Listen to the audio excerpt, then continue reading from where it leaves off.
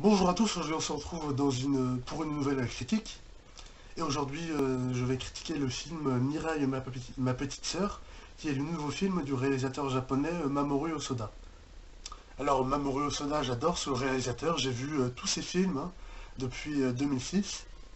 Il semble qu'il réalise un film tous les 3 ans, hein. Le premier en 2006, le deuxième en 2009, le troisième en 2012, le quatrième en 2015, donc du coup le cinquième en 2018, c'est Mirai, ma petite sœur cette année. Donc du coup, il ne faudra pas attendre 3 ans, 2021, pour avoir son prochain film. Mais bon, je suis patient. Donc moi, j'ai eu la chance de voir tous les films de ce réalisateur au cinéma. Et je les ai tous aimés, je les ai tous adorés. J'aime tous ses films, je trouve que c'est vraiment un très bon réalisateur. Et donc Mira, ma petite sœur, qui est sorti hier, le mercredi 26 décembre, et ben, j'ai aussi beaucoup aimé ce film. J'ai trouvé excellent.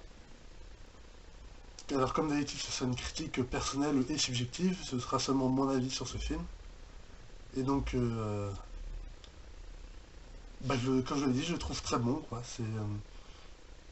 Pour faire un résumé rapide, ça raconte l'histoire d'un garçon de 5 ou 6 ans qui s'appelle Kun et et qui a une petite sœur qui naît, qui s'appelle Mirai, et qui donc, ce garçon a l'impression que sa petite sœur a volé l'amour de ses parents et que donc voilà quoi.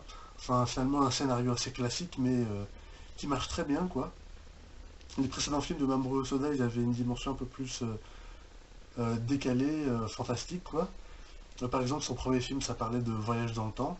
Son deuxième, ça parlait aussi un petit peu d'internet, de manipulation, qu'on pouvait manipuler le vrai monde via internet. Un petit peu comme ce qu'avait fait Die Hard 4. Les enfants loups, et bah, comme son nom l'indique, et bah, ça parlait d'enfants hybrides à moitié humain, à moitié loup. Dans Le Garçon et la Bête, ça parlait d'un garçon qui se retrouve dans un monde de bêtes. Voilà, il y a toujours un petit peu ce côté un petit peu mystique, fantastique dans ces films. Et, euh, et là, dans Mireille, ma petite sœur, bah, comme je l'ai expliqué au début, c'est un scénario un peu plus basique, un peu moins dans ça, mais qui a quand même un petit côté mystique et tout, sans trop vous expliquer quoi, pour que vous ayez la surprise. Euh, Sinon, à part ça, j'aime bien tout dans le film, hein, la mise en scène, la réalisation, l'animation, la musique, tout. L'humour aussi, le film est très drôle et j'ai beaucoup ri, toute la salle a ri. C'était bien fait aussi. Mais à part ça, j'ai apprécié tout ce qu'il y avait dans le film, hein, comme d'habitude. Et bah voilà, quoi, là, je suis content, quoi, tout simplement. Et j'ai très hâte de voir son prochain film dans 3 ans, hein. Ah oui, déjà.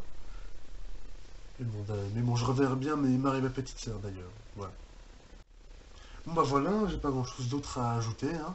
Merci d'avoir regardé ma critique jusqu'au bout. Si ça vous a plu, n'hésitez pas à mettre un pouce en l'air et à me mettre dans les commentaires, me dire dans les commentaires ce que vous en avez pensé. Partagez également ma vidéo sur les réseaux sociaux et abonnez-vous à ma chaîne YouTube pour ne rien manquer de mes prochaines vidéos. Salut!